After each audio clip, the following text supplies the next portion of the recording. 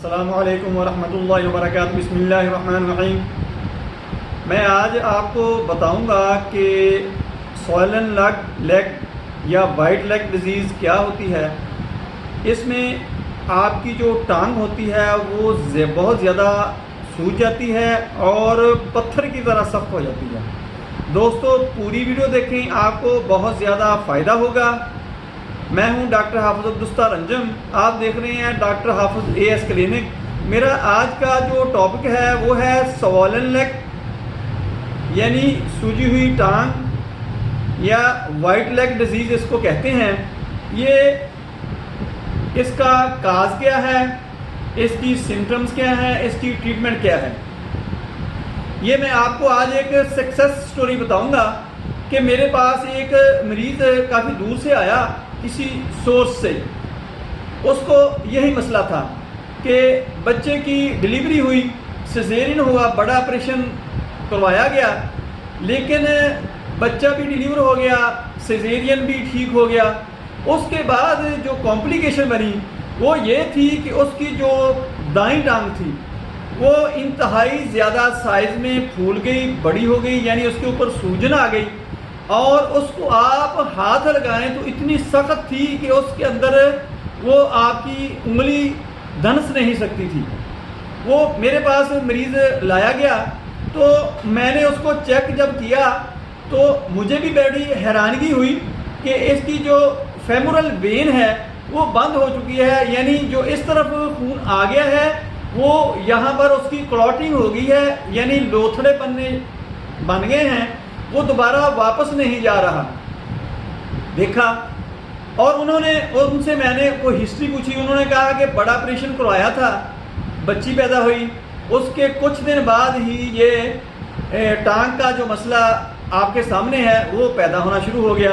हमने उन सर्जन को दिखाया और बहुत से जो सर्जन थे उनके साथ भी हमने कंसल्टेंसी की, लेकिन उन्होंने ये कहा कि अब इसका हल हमारे पास यही है कि इसकी ओपन सर्जरी की जाए, यानी इस टांग को खोल दिया जाए, ये अंदर से साफ किया जाए और जो इसके अंदर खून के लोथड़े बन चुके हैं वो गल सड़ जाएंगे तो तकलीफ देना शुरू कर देंगे। तो हमने ये नहीं करवाया क्योंकि ये जो है लंबा प्रोसेस है, इसमें काफ़ी देर लग जाएगी, क्योंकि अंदर से जो ज़ख्म है वो अंदर से हील अप होता आएगा, ज़ख्म अंदर से रिकवरी हासिल करेगा तो आहिस्ता आहिस्ता वो भरकर टांग अपनी शक्ल इख्तियार करेगी, यानी वो रिकवर होगी। उनके जी को ये बात नहीं लगी, लेकिन जो सर्जन था उसने उनको जो सजेशन दी थी वो ठीक थी, यानी उनके अलावा उनके पास सर्जन्स के पास ये इलाज नहीं था। मुझे चेक करवाया, मैंने कहा कि आप 40% या 45% ये लगा सकते हैं कि मैं इसकी ट्रीटमेंट करूँगा, इंशाल्लाह अल्लाह की ज़ात हमें सक्सेस कर देगी, लेकिन मैं पूरे एतमाद से 100% नहीं कह सकता। उन्होंने कहा कि आप इसकी ट्रीटमेंट शुरू करें, अल्लाह का नाम लेकर, अल्लाह बेहतर करेगा। मैंने उनको कहा कि आपको लंबा अरसा मेडिसिन खानी पड़ेगी, 5-6 माह तक। वो इस चीज़ पर राज़ी हो गए, मुतमिन हो गए।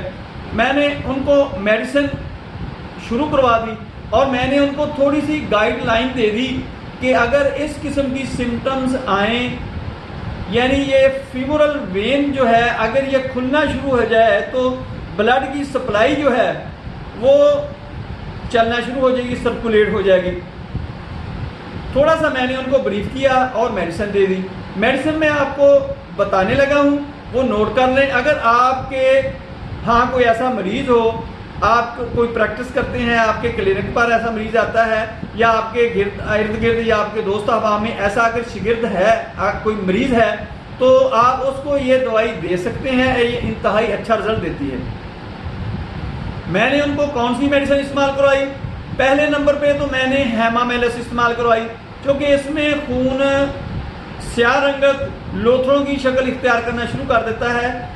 मैंने ये सोचकर ये मेडिसिन इसकी सिम्टम को फॉलो करते हुए, मद्देनज़र रखते हुए ये इस्तेमाल करवाई कि ये जो खून के लोथड़े बने हुए हैं या बन रहे हैं वो आहिस्ता आहिस्ता तहलील होना शुरू हो जाएंगे और खून की सर्कुलेशन बहाल होना शुरू हो जाएगी। दूसरा, मैंने इसके साथ इस मरीज़ को एपस मेलिफिका और बेलाडोना इस्तेमाल करवाई। ये भी मैंने इसी चीज़ को मद्देनज़र रखते हुए कि ये जो जमाव है वो बेलाडोना ख़त्म कर देगी, क्योंकि जब मैंने उसको मरीज़ की टांग को दबाकर देखा तो वो उसके ऊपर ऐसे सुर्खी थी, रेडनेस थी, जो ये वाज़े कर रही थी कि ये बेलाडोना की अलामत है। अल्लाह ने अपना करम किया, वो मरीज़ 15-20 दिन के बाद ही काफ़ी रिलीफ महसूस करना उसने शुरू कर दिया। मैंने भी जब 15-20 दिन के बाद उसका एग्ज़ाम किया, मरीज़ मेरे पास क्लिनिक के ऊपर लाया गया, तो मैंने उसकी टांग को चेक करके जब देखा तो काफ़ी बेहतरी आ चुकी थी।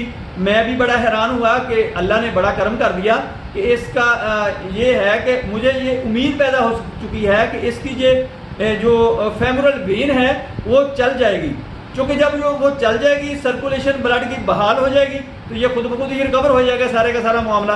क्योंकि पहले जो क्लॉटिंग वगैरह मामला है, लोथड़े बन रहे हैं, उसका तो पहले मैंने ट्रीटमेंट शुरू कर दिया है कि वो ख़त्म होना शुरू हो जाए। इसी तरह हुआ, मैं इसी एक ट्रैक को रखते हुए उसकी ट्रीटमेंट करता रहा, आगे आगे बढ़ता रहा।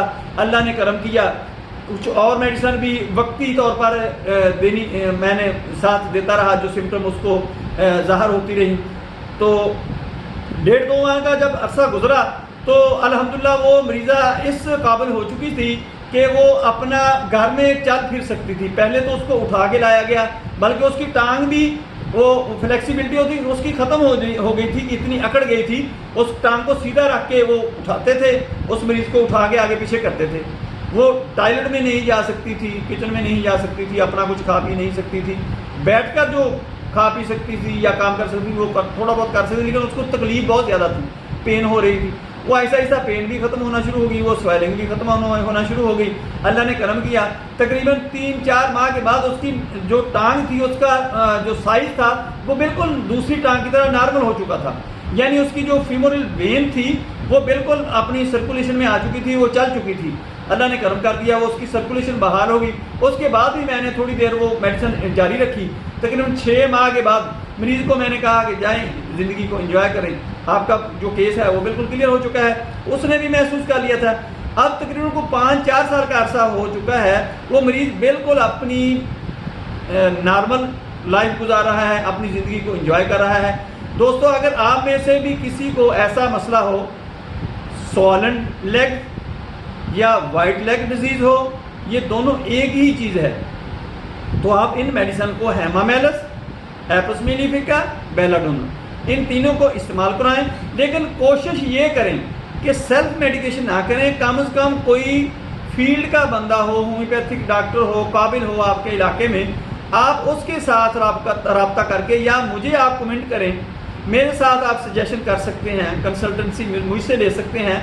मैं आपको उसका मैसेज का जवाब देके आपको गाइडलाइन देता रहूँगा। आप अपनी ट्रीटमेंट लें, इंशाल्लाह आपकी रिकवरी हो जाएगी। ये मामला आपका बिल्कुल नॉर्मल हो जाएगा, आपको सर्जरी की तरफ नहीं जाना पड़ेगा।